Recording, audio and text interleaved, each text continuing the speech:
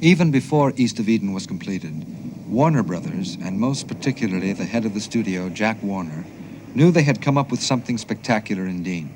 And very quickly, other young actors began to be fascinated by him. Dennis Hopper was 17 at the time. I first met him and seeing him in East of Eden when I heard I was going to be in Rebel Without a Cause. And the first time I saw him, he was walking down a hallway, Warner Brothers, and my agent said, that's James Dean. And I said, that's James Dean. Well, wait till he thinks he's safe. I'll go after him. Alone? Let me go with you.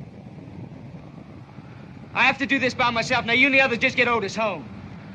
Senor Tom, I hope your father won't kill us all. I'll make him happy. I'll bring him Loman's ears. The career of Kansas native Dennis Hopper was a little schizophrenic from the start. He was energized by method acting and working closely with guys like Nicholas Ray and James Dean. But there was also the theme of the Western heritage and the cowboy persona that ran throughout his life. He clashed with cantankerous old-time directors like George Stevens and Henry Hathaway so badly that he was blackballed in the business for several years. We'd like to ask you some questions. Well, I'm not going to answer any questions. You better just get off this property. Oh, now, wait a minute, Sonny. Don't get all riled. We're not... Now, I'm ordering you to get off this property. While shooting The Sons of Katie Elder with Hathaway in Mexico, he became preoccupied with the damaging impact that film productions can have on the real world, both in terms of disruption to ecology and local communities, and to the well-being of actors and stuntmen. The story Hopper conceived was intended to be his directorial debut. He recruited Rebel Without a Cause screenwriter Stuart Stern to work on it with him. Hopper couldn't get studio backing for the film until after he proved himself viable with Easy Rider, the surprise hit about latter-day cowboys with motorcycles in place of horses. The caption on the cover says simply, "The Easy Rider makes a wild new movie." For the generation that took that epical ride with actor-director Dennis Hopper, that phrase puts it all together. Dennis Hopper, under the Universal banner, is now co-producing, directing, and acting in what could well be another epical film, entitled The Last Movie. Filming took place in Peru. Hopper plays a stuntman named Kansas who quits the business after an actor is hurt in an on-site accident, stays in the local town after the company leaves, and realizes that the indigenous locals are trying to recreate the movie process as if it's a religious rite, without understanding the concept of make-believe. The last movie is schizophrenic, just like the mentality of Kansas himself and maybe like Hopper too. The photography by Laszlo Kovacs is stunning and stately, yet it's often broken up by Hopper's disjointed and stream of consciousness editing. Critics complained of feeling confused, but this is a film that announces its ambiguous quality immediately, and subsequent viewings make it increasingly rewarding as you're relieved of the burden of trying to figure out what's happening. While known as an arty film, the last movie's long middle section is fairly straightforward, feeling more like a John Cassavetes film, focusing on Kansas's awkward attempts to schmooze with potential business partners and various women with whom he has no idea how to communicate. At one point, his jealous girlfriend demands a fur coat, and he has no idea how to acquire one except to ask another woman to give him hers, since she's the only person he's ever seen wear one. There's no mystery about this film being about a man completely unraveled. Hopper's character hopes to create a business providing local facilities for Hollywood shoots, and yet can't understand why they aren't just showing up in his village wanting to work with him. Like the guests in Buñuel's The Exterminating Angel, Kansas is unable to simply walk away from his predicament, conveyed literally in the scene where he's been deposited in a jail cell with no bars on the windows and still claims that he has no way to get out.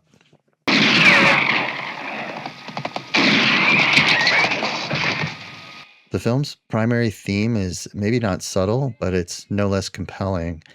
Having watched the Hollywood crew work smoothly in a seemingly ritualistic way, this casual observer, who is probably no one important in his small village, at first is alarmed by the staged violence, but quickly accepts it as a normalized part of the ritual. When the production leaves town, he rallies everyone around him, just as an enthusiastic first-time filmmaker would, into helping him build equipment and props to make their own film, including wicker versions of a camera and boom mic. Even the all-important director's chair is replaced with a primitive litter fit for a high priest or tribal chieftain. Having seen Kansas pretend to die on set, he now insists that he die in his film, too. The notion of a Hollywood stuntman becoming the sacrificial victim of a cult imitating the shooting of a movie demands unavoidable comparisons to the film business, which chews up young talent, parading through an endless supply, and hypocritically makes a spectacle of violence for paying audiences. As Kansas is shown dying in the film's story and then repeatedly getting up for another take, it no longer matters if the character really dies or if Hopper is just breaking the fourth wall. Film is a medium that traps its subjects like ghosts and forces them to repeat the same actions over and over. Even while celebrating the beauty of the art form, Hopper's film is mainly about this dark and almost occult aspect of cinema that can't be ignored. The violence it can do to communities, the landscape, and to the human mind. Let's get some business out of the way right away, because I know you have a certain professional interest in your film as well as an artistic one, and so do I. And I know you came back with 10 hours of film from Peru. 40. Well, 10 in American numbers, 40 in Peruvian No, 40, numbers. really. 40 hours of film? Yeah, I had 35 for Easy Rider and 40 for this one. Took me a year to edit Easy Rider. Took me a year and 4 months to edit the last movie. Now, this is silly, Dennis, if you don't mind my saying so. I mean, if you're going to make a movie... I mean, most people just hand it over to somebody else, you know. Back home in New Mexico, Hopper struggled over the film's structure and editing, eventually deciding to double down on its self-reflexive qualities by turning it into more of a nightmarish study of artifice in cinema. While trying to create something unique, visceral, and artistic, he was ironically distracted during this process by two of his cinematic heroes. First, Nicholas Ray, who'd cast Hopper in his first film, Rebel Without a Cause, was invited to live with Hopper and advise on his editing process. But Ray only made himself a burden and didn't stay long. At the same time, Orson Welles called and asked Hopper to come shoot a brief scene in LA for his film, The Other Side of the Wind. Instead of greeting Hopper as a fellow maverick filmmaker, Welles just passive-aggressively badgered him on camera for hours instead of just telling him what he wanted.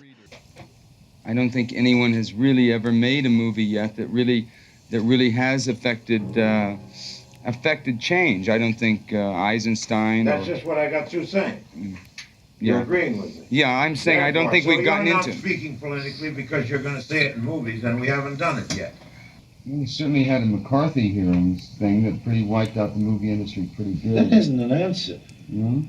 That isn't an answer. I don't think it's an answer at all. And it's the first area in which I find you really weak.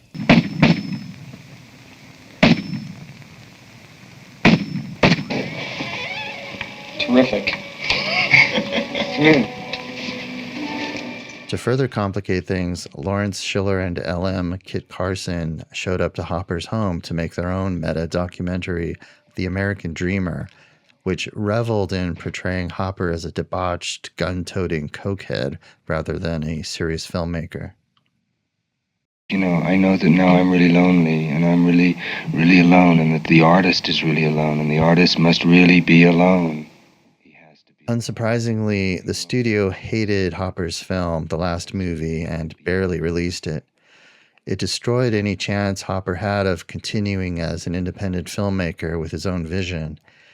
He did direct a few more times, years later, but it's really only Easy Rider and The Last Movie that give us a glimpse of his artistic ideas and of a career as an auteur that might have been. He spent the rest of the decade isolated in his desert ranch house, taking only a handful of acting jobs, and sometimes being interviewed for documentaries about Nicholas Ray or James Dean, perpetually dressed as his character Kansas from The Last Movie.